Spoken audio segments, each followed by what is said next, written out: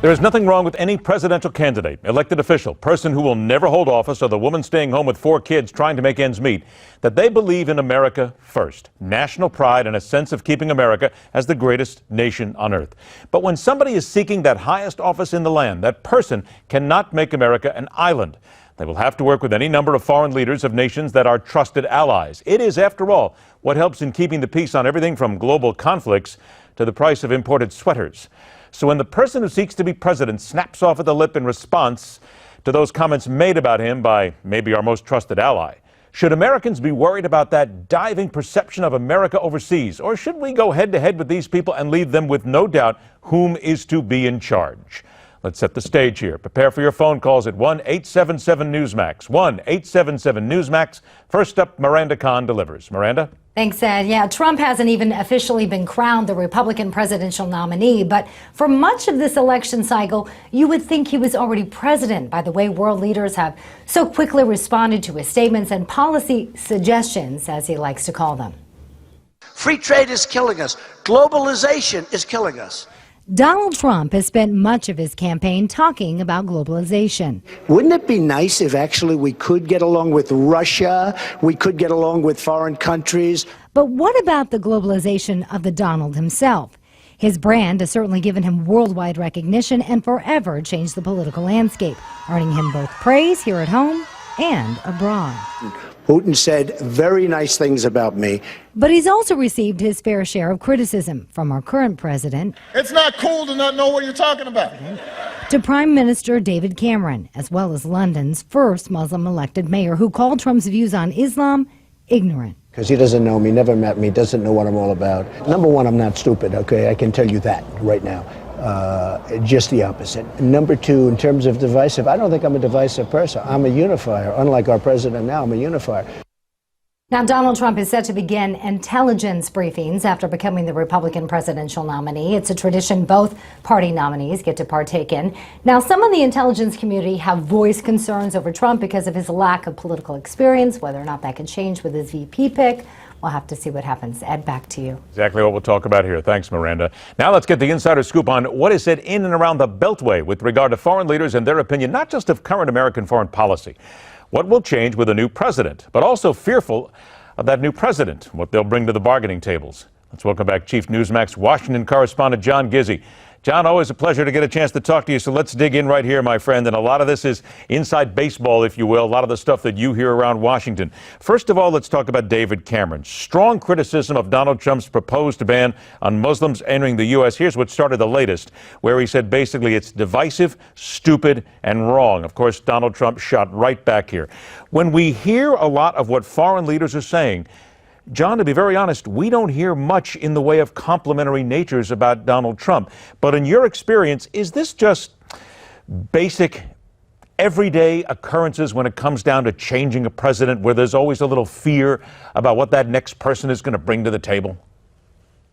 Always. And in fact, if one goes back into recent presidential elections, the idea of world leaders discussing the American campaigns and just who they might be seated across the table with is not uncommon. In 1992, for example, British Prime Minister John Major publicly endorsed President George H.W. Bush for re-election. No one blamed him. He didn't know Bill Clinton at all.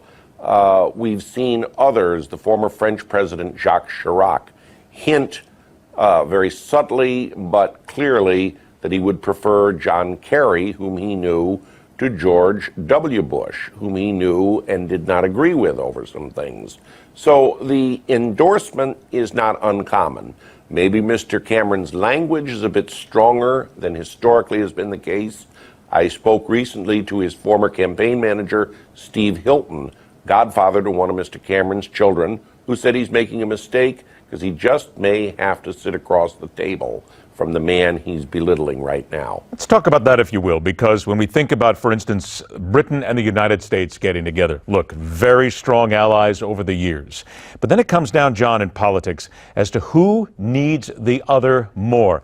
As I said to someone this morning, I said, look, David Cameron may hate Donald Trump, but if he needs something, if he needs American money, if he needs American military, first thing he's going to do is get on the phone and say, President Trump, let's get to work. But I guess the point of it is, will we see that from the other side? Would we see a guy like Donald Trump pick up the phone and say, I need help? A lot of people would say that he would rather eat ground glass than do something like that. So who needs who more? Once again, I think that when one is president of the United States and one gets the daily briefings that show the status of the world, most of it classified, presidents start to really reel back their personal feelings about other world leaders and say, this is someone I have to do business with. An obvious case in point is the relationship between Barack Obama and Benjamin Netanyahu. They work together on many things, including disaster relief, as well as policy in the Middle East, even though, by all accounts, they hold each other in minimum high regard. John, is there a thinking process from the people that you speak to, the reporters, the people inside the Beltway, when we talk about foreign policy? A president still doesn't make all the decisions by himself or by herself. They need good, solid advisors there to help them, people who know the lay of the land around the world. Are there any names talked about that would be good for a Trump cabinet, that the belief is people overseas would respect and it would raise that level right from the beginning? Oh, yes. I went to a press event hosted by the Christian Science Monitor for Senator Bob Corker, chairman of the Senate Foreign Relations Committee. And one of the opening questions was, would you be considered for being Secretary of State under a President Trump? He would not answer that and said he would not discuss accepting cabinet appointments. But remember something, whatever one thinks of him, he's someone who's got credentials, knows world leaders on a first-name basis, and is respected by his colleagues in Congress. I will predict to you that the name of Senator Bob Corker of Tennessee will come up frequently when the name Donald Trump is mentioned and a prospective Trump administration. I got about 20 seconds left here. Have you ever seen in the history that you've covered things in Washington more bluster than ever before about foreign policy before a president even gets into office? No, I haven't, but I'm going to tell you this. It's a good thing. A friend of mine who teaches foreign policy at Pepperdine University has a saying, foreign policy is discussed in campaigns for perhaps 20 minutes.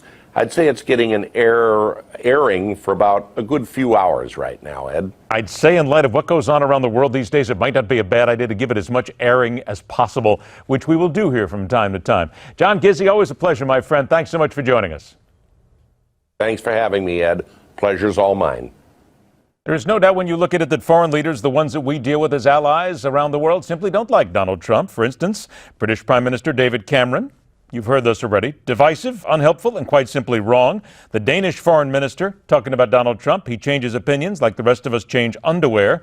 And the Mexican president, Enrique Peña, that's the way Mussolini arrived and the way Hitler arrived. You can tell that they do not like the man. How will that then deal with how Donald Trump has to deal with everybody else around the world if he becomes president? 1-877-Newsmax. Sean from Omaha, Nebraska. Great place for the College World Series every darn year. Hello, Sean. Welcome to the Hardline. Hi, how are you doing, Ed? Excellent. Hey, the reason I'm calling is just a couple quick ones. This Ben Sass, Yes. he's an embarrassment. He's an absolute embarrassment to the people here in Nebraska. Why would you? just wanted to throw that out Wait a there. minute. Hang on a second. Dig into that, because a lot of people feel that Ben Sass is somebody who needs a tremendous amount of push forward in American politics. Well, he's not going to get a push from the people here in the state of Nebraska. I mean, a guy, we voted last week. 62% of us voted for Donald Trump. Okay? What does that tell you? And the guy pushes on. He's never going to get reelected in the state ever again. Okay, real quick. How do you think the foreign leaders, how do you think Donald Trump is going to deal with the foreign leaders when he seems to be getting off on a bad foot right off the start here? Well, see, there's a disagreement also. I believe that we've been pushed around and pushed around and pushed around with Obama as our supposedly leader. They love it. They don't want a strong person in there to push back. So they're all going to jump on the bandwagon and go against Trump. All right, there you go. Sean, thanks a lot for joining us. Dave is in Taylor, Michigan, the home of Steve Avery, not a bad baseball player, if you will. Dave, I got about 30 seconds. Welcome to the Hardline. Yeah, I totally agree with the last caller. And another thing with Trump, all the established people in Washington are afraid of him because he's not a politician. He's not a career politician. He ain't in nobody's back pocket. And that's what's going on. They're all scared. Well, it's interesting when you say he's not in anybody's back pocket. He really wasn't a self-funded campaign, and he's going to start taking money from people. Don't you think that that might put him in somebody's pocket down the road? Yeah, but he's not a career politician. So he what? hasn't been taken from people for Well, but hold the it. last 20 years. Only a few seconds Clinton- left. Don't you okay. think that it's still something to consider, though, that he's taking money from other people? Won't you be concerned about what may happen? He'll become a politician now. Then he will become a politician, but he's not a career politician like Hillary, and Hillary has too much dirt in her back door. I'll give you that know what I much mean? because we need term limits here. We need to stop these career politicians and these people who are doing nothing more than sucking off the public dole constantly. Oh, a guy like Bernie Sanders, that's another story for another day. Thanks for joining us. Up next, how to keep American consumers angry and ready to explode on a moment's notice, courtesy of the TSA. We'll get to that and a whole lot more when the Hardline continues.